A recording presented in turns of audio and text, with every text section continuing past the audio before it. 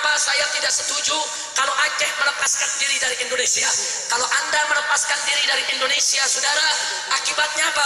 Ibarat kereta, saudara, Indonesia kehilangan lokomotif, kehilangan kakak yang tertua, saudara. Takbir. Begitu saya minta Anda jangan tinggalkan kami. Anda jangan tinggalkan saya dan kawan-kawan. Ini hari kita berjuang bersama, merdekakan Indonesia dari segala kemungkaran dan kezaliman, saudara. Sudah saatnya Aceh kembali ke sejarahnya dulu. Tidak hanya memikirkan Aceh, saudara. Pejuang-pejuang Aceh dulu tidak hanya memikirkan Aceh, tapi pejuang-pejuang Aceh dulu memikirkan supaya seluruh Nusantara merdeka dari kebatilan, merdeka dari kezaliman, merdeka dari penjajahan. Betul? Betul.